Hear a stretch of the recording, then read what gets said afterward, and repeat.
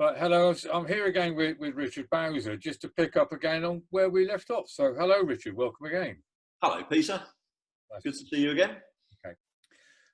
And if we go on to that, there's this talk of today actually of mini lockdowns, which Yeah, will affect individual economies. And again, yes. I suspect that the winners will be the couriers and the online delivery people. So perhaps you should change it from properly invested news to properly courier news. So Well, quite. I would, bizarrely enough, I was uh, thinking the other day about an article that we wrote, I think it was about a year or two ago, on automation and robotics in the magazine. And I'm not sure if you're aware, but in Milton Keynes, they've been trialing these delivery yeah, robots.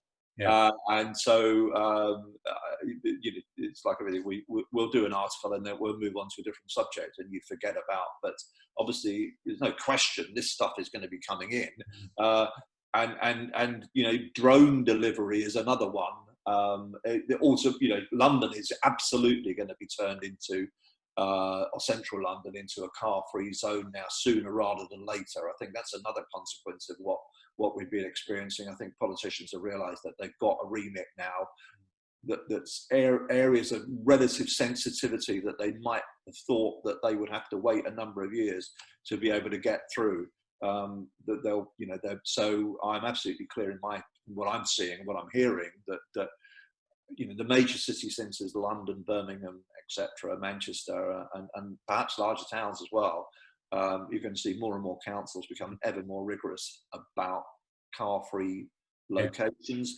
And then, of course, that then poses another. How do we get these deliveries to these homes? What is the impact, therefore, on people's lives in where they choose to live? Are we going to see less people wanting to live in city centres? Yeah. That's something we're looking at for an article for the magazine. Yep. In fact, it relates to an article I only did 2 months ago on Birmingham, because in that article I can remember saying, well, 30 years ago, the likes of Birmingham and other city centres in the UK away from London, parts of those cities were empty, relatively empty of populations once the city centre businesses closed. Yeah. But in the last 30 or so years, places like Birmingham have become much more attractive. So there's been massive growth in city centres, apartment blocks.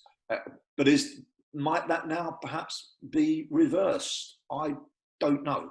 Because This talk of making traffic-free centres. I remember an interesting case many years, 30, 40 years ago, in the centre of Norwich, where they were talking about making it traffic-free in the days when it didn't really happen very much.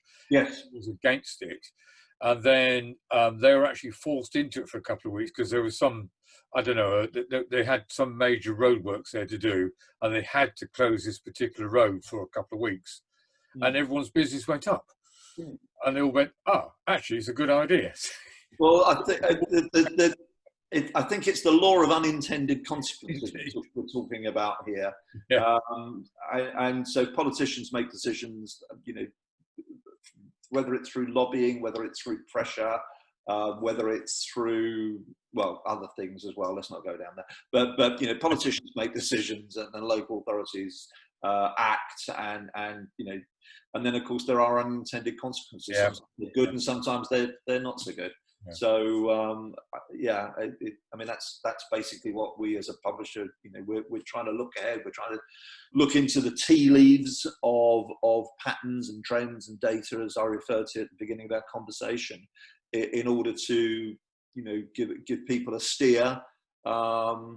And who'd have said a year ago that people doing serviced accommodation, whether it be for the contractor market or whether it be for the Airbnb type market, would basically see their business model shot down in flames pretty much, as we've seen in the last few months. And the whole hospitality and tourism, the hotels, and how quickly might that be able to bounce back this summer? How cautious are people going to be?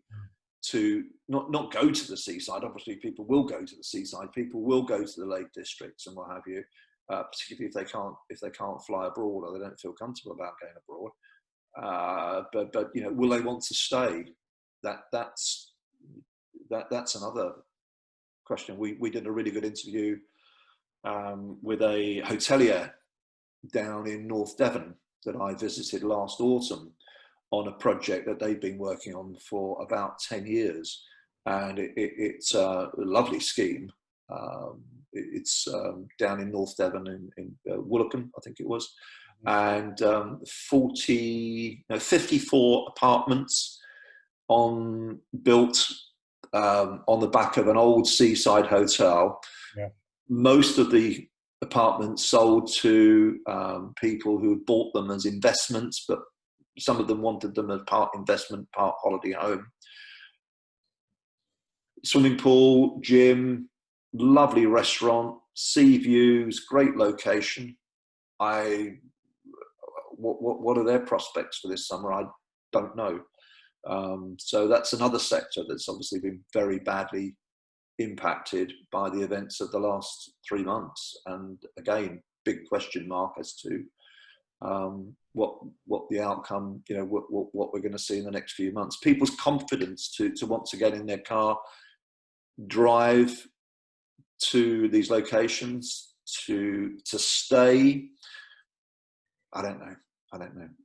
You're down on the south coast, Peter. You know, you're probably, some of your members will be, their incomes will be directly related to the hotel and hospitality sector. So it'd be interesting to hear what some of their views are and what they're seeing in terms of bookings and reservations for, you know, July, August.